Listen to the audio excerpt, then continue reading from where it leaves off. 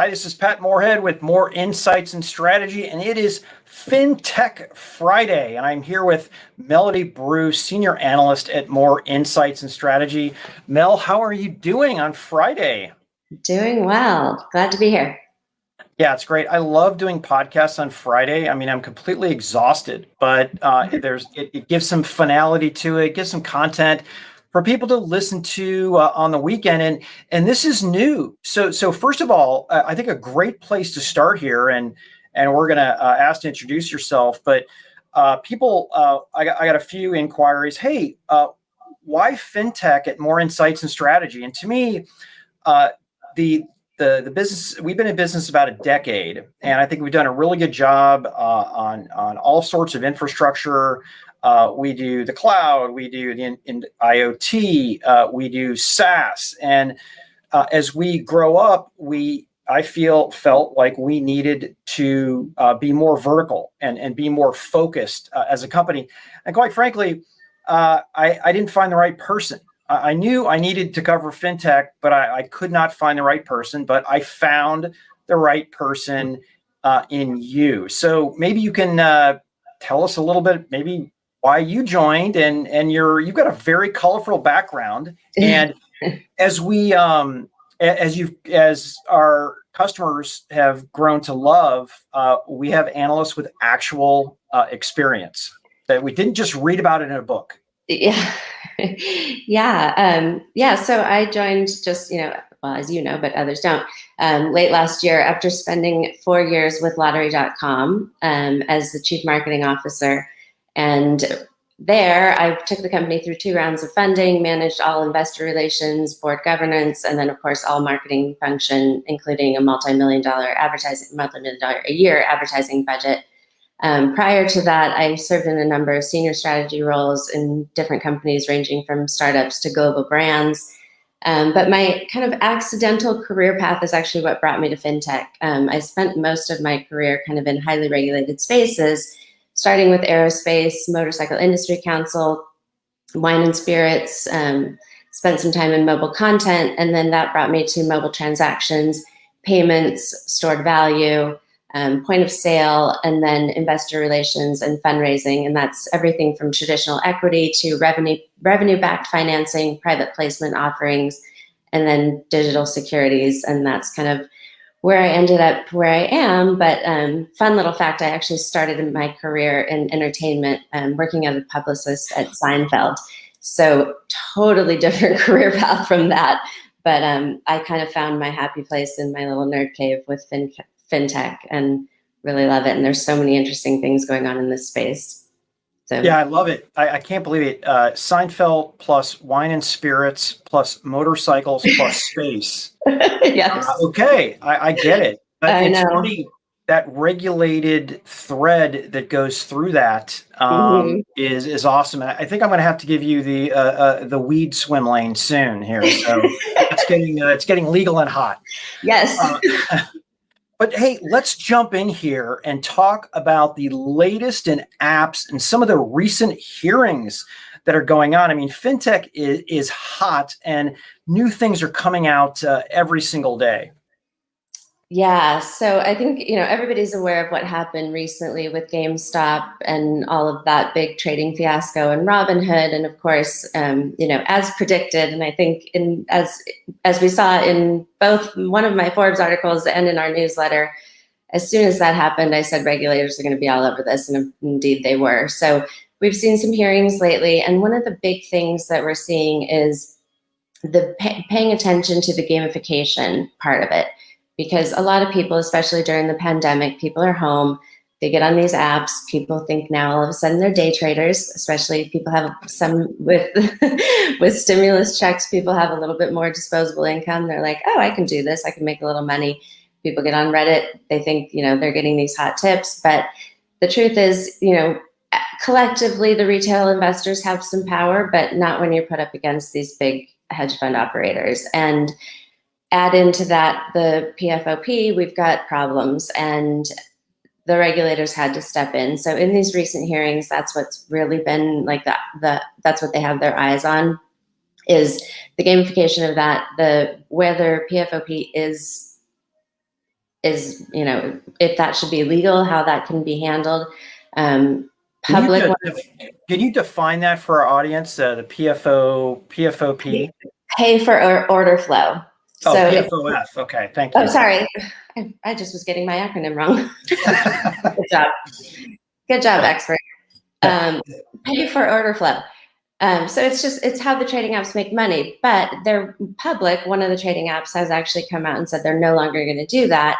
They added a tipping feature to their app to offset that cost. And I don't know what their data is yet. They actually just did that maybe a month or so ago after this whole fiasco happened. So it'd be interesting to see how that's happening, but it's definitely something that people are keeping an eye on because it's tricky. How can you say that there's no charge for these apps, but then you're charging in this order flow? These hedge funds are investing in these apps, but you're also trying to democratize finance and let the retail investors have a chance at investing, and it just wasn't quite working out that way. Yeah, so here's the article that Mel was talking about. So, and we're not done yet. I mean, there's even more stuff that's going on there that I think needs to be talked about. Yeah, there's a lot of stuff going on. I mean, just recently, both the OCC and SEC have had some shakeups. Feds just came out asking for, put out an RFI for information from a bunch of different FIs, trade associations, and consumer groups asking for all different information about fraud protection, personalization of customer services, credit underwriting, other operations, because they want to understand all of the governance and risk management controls that are happening over AI in finance. Definitely something that I'm interested in because I think that it's interesting. There's definitely a diversity issue in AI. And when you bring that into finance, especially when you're talking about credit and credit approval and the process of that, it's interesting to see if there is some sort of cultural bias that can be bled into AI, even when it's a machine that's learning it. And there are actually some regulators specifically that have their eye on that. So that happened the Feds released that RFI in April, and they had 60 days to respond. So that should be coming in actually pretty soon. So we'll have to add that to one of our FinTech Fridays in the future. Yeah, when I talked to some of the traditional folks, they were all into what ended up being the black box for deep learning. And the problem with the black box is it's hard or impossible to audit it on why something happened. And in the end, you have to explain to somebody why you didn't extend them credit, why their loan was not approved. And that's a real problem. So a lot of the companies that I was following shifted back to machine learning or just kept embracing analytics. But there has to be an audit trail to determine why something either went wrong or why something was denied. Yeah, I mean, the audit's really important, and that's not happening completely. And the problem is that, we're so used to instant gratification, and especially when you're looking for a loan approval, if you're looking for a loan approval on like a car loan or a mortgage, you expect that to take a while. But if you're looking for a loan approval on like a buy now, pay later loan or something quick on an app, you want, like, if it's more than 10 seconds, you're closing out of that and you're gone, right? So they really do need to use these algorithms to get these fast approvals. But if we don't really know what's going into these algorithms, and if it's true that the diversity issue can be bled into these algorithms, then there's a problem. And that's, I think that's what they're kind of seeking to find out through this investigation. That's awesome. Let's jump into SPACs. I mean, I just love to talk SPACs, and we've got two segments here. I mean, we have customers that are using blank check SPACs to create funds. We have customers who went direct listing on SPACs. What is going on in the land of SPACs here? It's crazy. Well, first of all, I think, maybe define SPACs. So some people are like, what is a SPAC? So special purpose acquisition company. It is essentially just a company that is formed with the purpose of taking another company public. So a reverse merger. And it has been just so hot over the last year or so. They've been around for decades, but it's just really kind of gotten this second wind, or this recent boom. But actually, speaking of regulation, and I feel like everything kind of comes back to regulation recently in fintech. But in March, there were 109 new SPACs. In April, there were 10. And that's because the SEC released this new accounting guidance that classified SPAC warrants as liabilities instead of equity instruments. And that really changed everybody's kind of take on the market. So things slowed down quite a bit. The SPAC index fell like 20% during that month. It's back up a bit now, but I think it slowed things down. And I actually think that that's good. It was sort of giving me like personal PTSD of like the ICO boom of 2017, 2018, when like every celebrity and every sports star all of a sudden had an initial coin offering. And people were just... Well, and they brought him on CNBC to talk about it. And it's like, you just know there wasn't a lot of value in it. Yeah. But it was promoted to the end. I mean, every celebrity seemed to have a SPAC out there. You're right. Right. And it's, much like what happened in 2017 with the initial coin offerings, they were worth nothing. They weren't backed by any product or service, and so many people got burned in that time. So I'm actually really glad that there was a bit of a slowdown here, because there are some really good SPACs out there. A couple kind of note that I've been watching some good ones. Obviously, SoFi is, a great fintech company that is in de-SPAC right now. Katapult is another really good one that I've been watching. They actually just got their SEC approval. They're supposed to be ringing the bell early June. And then lottery.com, where I used to work for, is in de-SPAC right now. They aren't really a traditional fintech, although, as we say, every startup now is a fintech, and when you process anything with payments, you kind of are a fintech. So there are some really good ones out there. And I think the slowing down a bit and kind of the pulling back of it has brought the good ones to the surface and kind of maybe scared away some others, because if the SEC has their eye on it and the reporting is going to be a little tougher, then, let's get rid of the bad actors and keep the good ones. It's been interesting.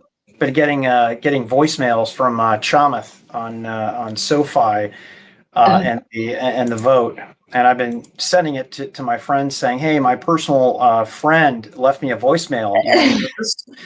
And for about 3 seconds, they believe it. And this also reminds me of .com 1.0, where the properties with real value kept going, right? Like the Ciscos and the Suns of the time. And unfortunately, a company that I worked for, the Alta Vistas of the world, our valuation went down by about 100x of where it was. So yeah, there's a little bit of good and a little bit of bad. So, well, what does this mean, kind of the SPAC market overall? You talked about some good ones, some bad ones. Let me put up on the screen. You wrote a good one in Forbes about the Affirm IPO. Yeah. So I think, in general, well, one thing I think that's good that came out of it public, which is, another one of these trading apps similar to Robinhood, but it's a little bit more of kind of a social trading app. They just released that they're putting up a new tool to actually monitor the SPAC market, which I haven't seen that so far. And the SPAC market's tricky because the reporting structure isn't there like it is with public companies or with, any of the filings. You really do have to dig in. Like, even, as an investor, you have to go into the SEC filings and read the 8K and read through all of the documents and then wait for the S4 to file to get through all the documents. But they're kind of taking this and and aggregating it all and putting it on a page so you can see, like, so you're getting a voicemail from Chamath, which is like, that is pretty rad. He's actually like the guru, right? I mean, I'd save that too. But like, if you don't know when that vote is, or you don't know if you're watching it, you know, I watch what the warrants are, so you can kind of see, what the sponsor company, what the valuation is, what the stock is going for. You can also watch the warrants. If the warrants are doing well, you're probably, those people are probably sticking it out and they're staying in. So you can kind of bet on what the valuation of the company is going to be like when they actually go public. But to actually have that aggregated in one place is great. So I'm excited for that. But yeah, I think, for what's going to happen in the future for that, the slowdown is good. I think it's a good instrument. There's a lot of, decent ones out there, but the one that I was just talking about, Katapult, I think, moving that sort of to the buy now, pay later industry, that one's been an interesting thing to follow. The industry in general, kind of moving from SPAC, they are in de-SPAC and they're going to go public now, but the whole buy now, pay later one is an interesting thing to follow. That Affirm IPO, that was not a SPAC, it was an IPO, but that just came out like guns a-blazing. It's since cooled off. But I think, just in general, that topic has been really hot lately, just for so many reasons, right? I think it has addressed so many things that have happened like during the pandemic, everything from, shopping to spending and economic factors, just the way people are shopping and spending and what they're buying. One of the things that they reported during the pandemic was that 30% of their sales came from Pelotons. So clearly that's an indicator that people were stuck at home and that people were thinking, okay, I want to buy this high priced item, but I'm unsure what my next paycheck is going to be like, or I know that I'm going to get this stimulus check on, whatever date. So I want to buy this thing. I just don't know that, I know my money's coming in then. So this option to make this payment over time has been really attractive to people. I spoke recently to the CEO of Katapult, who said their biggest day last year wasn't Big Friday or Black Friday. I think it was April 15th, which is when the stimulus checks were issued. So people are buying based on when they know money is coming in. And I think, I think the buy now, pay later industry has been sort of an economic, barometer for so many things, from like the spending behavior and credit decisioning and checkout and just everything that the fintech industry has had to pay attention to during the pandemic. It's a bit of a trend, yes, but I think it's going to tell us a lot about when people get back to shopping. It's going to tell us a lot about when people want to go back to stores, and then they're going to have to make adjustments based on that, because right now people are shopping at home. Obviously, when people are shopping at home, that's a really easy thing to integrate into checkout. But when people go back to buying in stores, now a lot of these companies are looking at giving people cards, like a credit card type card, but it's not actually credit. So if the company, say for instance, doesn't have an agreement with a particular retailer, they can still take that card in an Affirm card or a Klarna card or whatever it is. They can take it into that retailer and still pay in installments. Another thing that I've been paying attention to, because I think is inevitable, is how are people going to start paying for travel? Right. Because people are now, I think the big shift is going to go from gym equipment to travel. Like, I'm stuck at home for months, but now I want to travel. How am I going to pay for that in installments? And I think they're going to have to figure that out. Another thing is returns. So Affirm just recently acquired Returnly, which is a way to be able to process returns. And Katapult has a very, very lenient return policy. They have an agreement with Lenovo, and somebody can buy a computer, and if they're done using it within 4 months, or they decide they can no longer afford it, and they're not a traditional buy now, pay later, they're actually a lease to own, they can just return that. I think that the whole thing is an indicator of a lot of things, more than just that people want to pay in installments. It's spending, it's economic factors across so many things, and it's what people are buying and how they want to spend their money. and how they want to I am completely fascinated, and every sentence that comes out of your mouth reinforces why we have to have experts on this, because I am not an expert at this. I might get voicemails from Chamath, but that does not make which me is know pretty cool.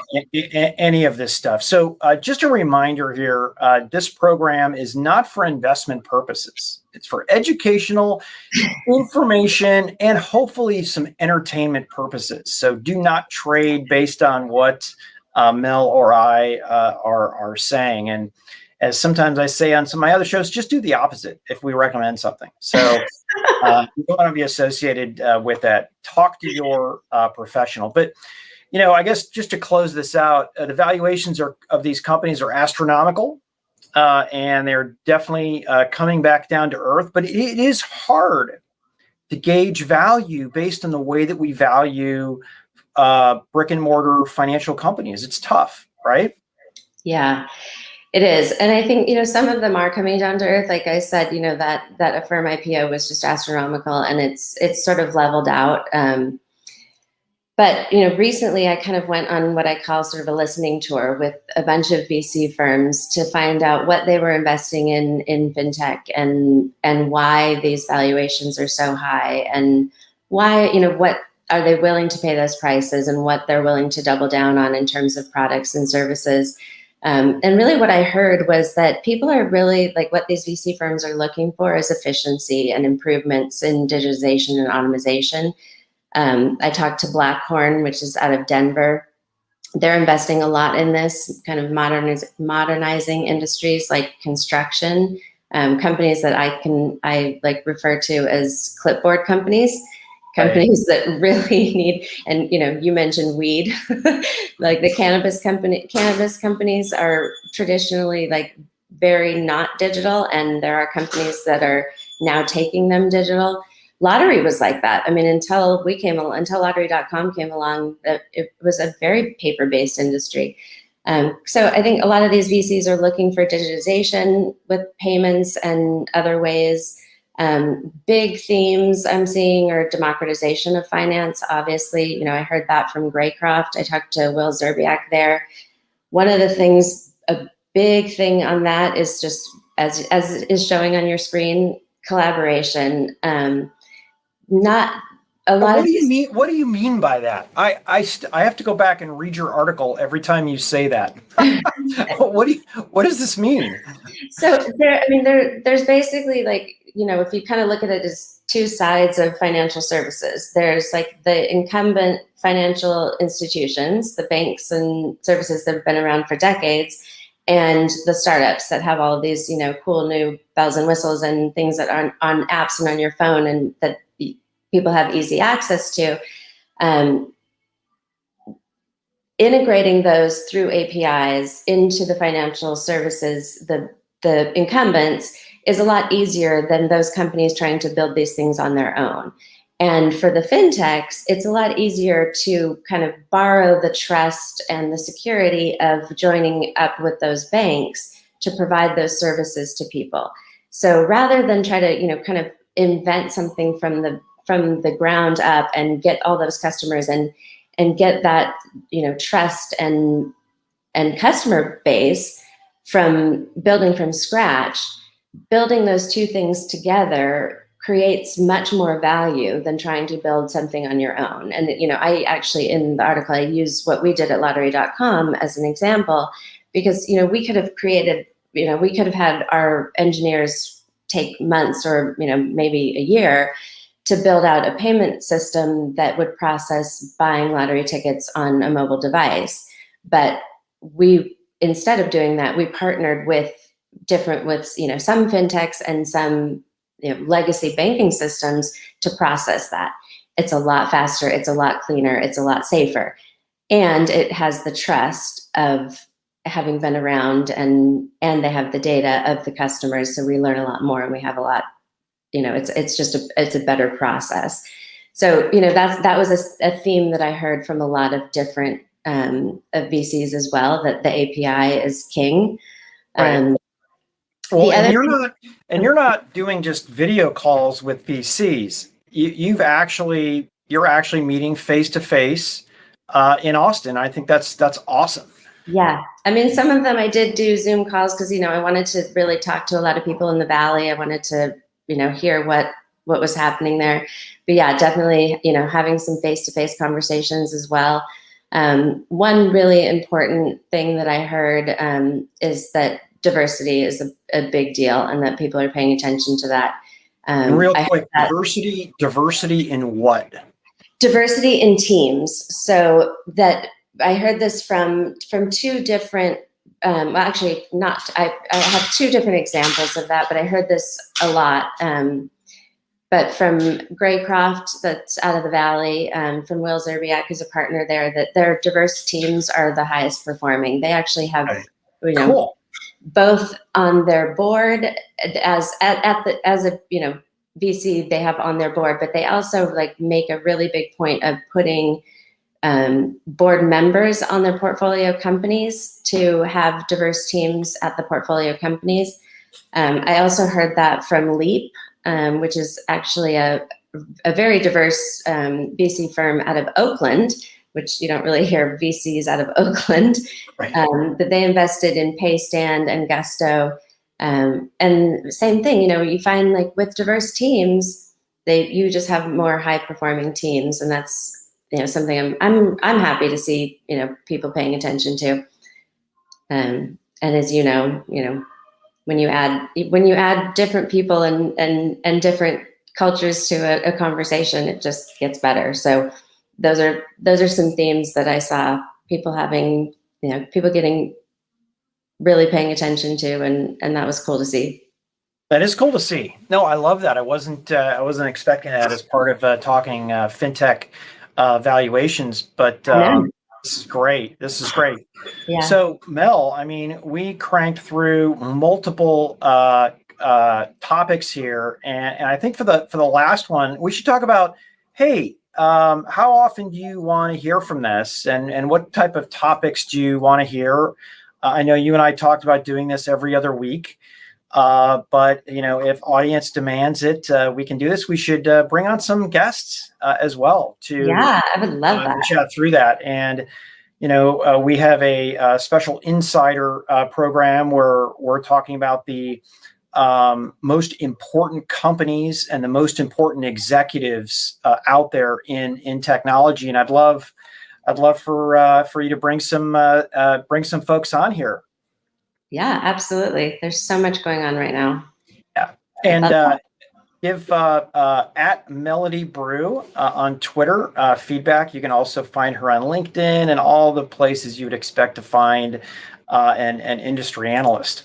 So with that, gosh, thank you so much for your time. It took us a while to get on here. I'm glad we did it. The first one's always the hardest because you're just like, okay, what do we want to hear? And hopefully, I'm hoping we'll get some feedback. If you did like what you heard, press the subscribe button if you're on YouTube, or whether it's Apple Music or the other 27 places that we're out there. You can view it, you can listen to it if you want while you're jogging or exercising. But thanks so much, Mel.